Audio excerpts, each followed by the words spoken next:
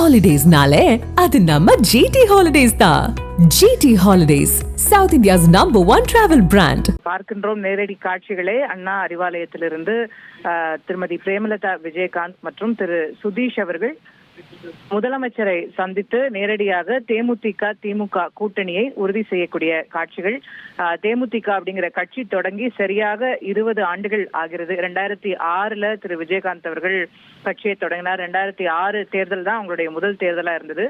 அது தொடங்கி இப்போ 20 ஆண்டுகள் கழித்து 2026 முதல் முறையாக தேமுதிக திமுக கூட்டணி அப்படிங்கிறது அமைகிறது அப்படிங்கறத பார்க்கின்றோம். திமுகவின் முன்னணி தலைவர்கள் எல்லாருமே கிட்டத்தட்ட அங்க அந்த அறையில இருக்கிறாங்கன்றத பார்க்கிறோம். திருமதி கனிமொழி அவர்கள், துணை முதலமைச்சர் திரு உதயநிதி ஸ்டாலின் அவர்களாக இருக்கட்டும், மூத்த அமைச்சர்கள் அத்தனை பேரும் அங்க கிட்டத்தட்ட முக்கியமான அமைச்சர்கள் எல்லாருமே அந்த அறையில இருக்கிறாங்க அப்படிங்கறத பார்க்கிறோம். இப்ப முக்கியமான கேள்வி, எத்தனை தொகுதி ராஜ்யசபா இருக்கா இல்லையா அப்படிங்கிற நிறைய கேள்விகள் எல்லார் மனதிலையும் ஓடிக்கொண்டிருக்கும். இந்த மீட்டிங்க்கு பிறகு அதற்கு பற்றின நமக்கு இன்னும் தெளிவு கிடைக்குதா அப்படிங்கறது நம்ம பொறுத்திருந்து பார்க்க வேண்டிய விஷயம். நம்மோடு பத்திரிகையாளர் திரு ஜுபேர் அவர்கள் இணைந்திருக்கின்றார். அவரிடமும் இது பற்றி நம்ம பேசலாம். திரு ஜுபேர், நீங்க என்ன நினைக்கிறீங்க? ராஜ்யசபா இருக்குமா? எத்தனை தொகுதிகள்னு அவங்க பிரேமலதா விஜயகாந்த் அவர்கள் இரட்டை இலக்கம் அப்படிங்கறத ஒரு கோரிக்கையா வச்சுட்டே இருந்தாங்க. என்ன எதிர்பார்க்கலாம் திமுக கூட்டணியில? இல்ல, திமுக கூட்டணியில இப்ப ஒரு அதிமுக கூட்டணியிலிருந்து ஒரு கட்சி வெளியேறி இருக்கிறது அப்படிங்கறத பார்க்கணும். அதிமுக கூட்டணியில 2024 நாடாளுமன்ற தேர்தலில் சேர்ந்து போட்டிட்டாங்க. இப்ப அந்த கூட்டணியில இருந்து அவங்க வெளியேறி இருக்கிறாங்க. இப்ப நடைபெற்ற மகா சிவராத்திரி, ஈஷா யோகா மையத்தில் நடைபெற்ற மகா சிவராத்திரியில கூட வேலுமணியோடு அவர் கலந்து கொண்டார். அப்ப கண்டிப்பாக அந்த கூட்டணிக்கு தான் போவாங்க. அந்த கூட்டணியான பேச்சுவார்த்தை எல்லாம் முடிந்து விட்டதெல்லாம் கூட ஒரு செய்திகளாக வந்தது. ஆனா எல்லாத்துக்கும் மேல ஒரு யூ-டர்ன் அடிச்சு இந்த பக்கம் அண்ணா அறிவாலயம் பக்கம் வந்துக்கிறாங்க. இது ஆல்மோஸ்ட் அவங்க பேசி முடித்ததுக்கு பிறகான ஒரு சந்திப்பா தான் இருக்கும். இதுல முக்கியமான ரோலா அந்த ராஜ்யசபா தான் இருக்கும் நான் நினைக்கிறேன். ஏன்னா 6 ராஜ்யசபா சீட்ஸ் தமிழ்நாட்டுக்கு காலி ஆகுதோ, இல்ல திமுகவுக்கு 4ம் அதிமுகவுக்கு 2ம். அதிமுகவில் இருக்கக்கூடிய அந்த 2 சீட்ஸ்க்கு நிறைய போட்டிகள் இருக்கு. ஒரு பக்கம் அன்புமணி ராமதாஸ் இருக்கிறாரு, கட்சியினுடைய சீனியர் தம்பிதுரை இருக்கிறாரு, அப்புறம் கூட்டணி கட்சிகளும் சில கேட்கிறாங்க. அப்படிங்கும் போது அது ஒரு பெரிய டிமாண்ட் இருக்கு. இவங்களுடைய டிமாண்ட் அங்க ஃபுல் பண்ண முடியுமா அப்படிங்கிறது தெரியல. இந்த பக்கம் நீங்க திமுக தரப்புல 4 சீட்ஸ் இருக்கு. அதுல 2 பேர் தான் இந்த முறை நிக்கிறாங்க. திமுக தரப்புல 2 பேர், ஒருத்தர் வயோதிகம் காரணமாகவும் ஒருத்தவங்க மாநில அரசியலுக்கு வர்றதாக சொல்றாங்க.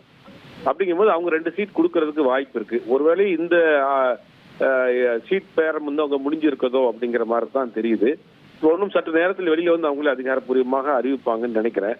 ஆல்மோஸ்ட் அந்த கூட்டணிக்கான பேச்சுவார்த்தை முடிவு செய்யப்பட்டு இறுதி செய்யப்பட்டதுக்கு பிறகுதான் இப்ப அவங்க சந்திச்சிருக்கிறாங்க.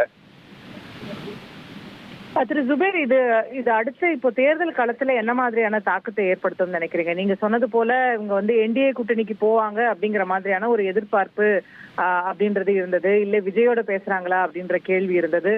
நீங்க சொல்ற மாதிரி இந்த பக்கம் அந்த பக்கம் இல்லாம இப்ப 3ஆவதா அவங்க திமுக அப்படிங்கிற டெசிஷனை எடுத்திருக்கிறாங்க. திமுக கூட்டணிக்கு இது எந்த அளவுக்கு வலு சேர்க்கும்? அதிமுகவுக்கு இது பின்னடைவா பார்க்கணுமா, இல்ல இது ஒரு சாதாரண நகர்வா எடுத்துக்கணுமா? இல்ல, அவங்களுக்கான ஒரு சின்ன ஒரு பெர்சன்டேஜ் இருக்கு. இப்ப இவங்களை எடுத்துக்கிட்டீங்கன்னா 2011க்கு பிறகு சட்டமன்றத்துக்கோ நாடாளுமன்றத்துக்கோ தேமுதிக போகல. அந்த எதிர்கட்சியாக இருந்ததுக்கு பிறகு அவங்க சந்தித்த தேர்தல் எல்லாமே பாத்தீங்கன்னா தோல்வியா தான் இருக்கு. அப்ப கட்சி இப்ப மிகப்பெரிய அளவுல சுருங்கி 1%க்குள்ளதான் அவங்களுடைய வாக்கு வங்கி இருக்கு.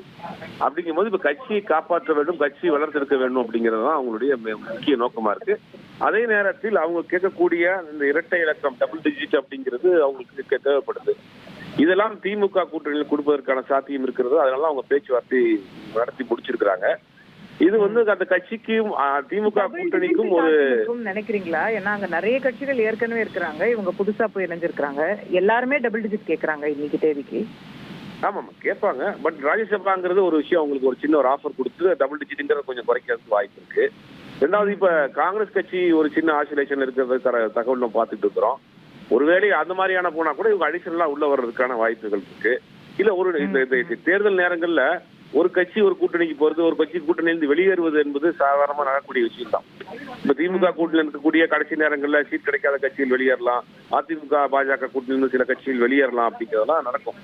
அப்ப அவங்க முதல்ல உள்ள கொண்டு வந்துருவோம் அப்படிங்கறதுக்காக தான் இப்ப வந்திருக்கிறாங்க. முதல் கூட்டணியாக உறுதி செய்யப்பட்டிருக்கு தேமுதிக காங்கிரஸ். ரெண்டாவது, விஜயகாந்த் அவர்களுக்கும் கலைஞர் அவர்களுக்கும் அடிப்படையில் ஒரு மிகப்பெரிய ஒரு நட்பு இருக்கு. நல்ல ஒரு ரிலேஷன்ஷிப் தான் இருந்தாங்க. அதற்கு விஜயகாந்த் அவர்களுடைய அந்த உடல்நலம் சரியில்லாத போதும் சரி, அவருடைய மறைந்த பொழுதும் சரி, தமிழக அரசின் சார்பாக மிகப்பெரிய அளவுல ஏற்பாடுகள்லாம் செஞ்சிருந்தாங்க, சிறப்பா பண்ணியிருந்தாங்க. அதுக்கெல்லாம் கூட அவங்க நன்றி தெரிவிச்சிருந்தாங்க.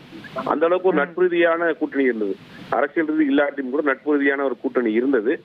அது தேர்தல் நேரத்தில் ஒரு சிறப்பாக அவங்களுக்கு ஒரு பயன் தரும் அப்படிங்கிறது தான் பார்த்துருக்கேன். ஹாலிடேஸ்னாலே அது நம்ம GT ஹாலிடேஸ் தான். GT holidays, South India's #1 travel brand.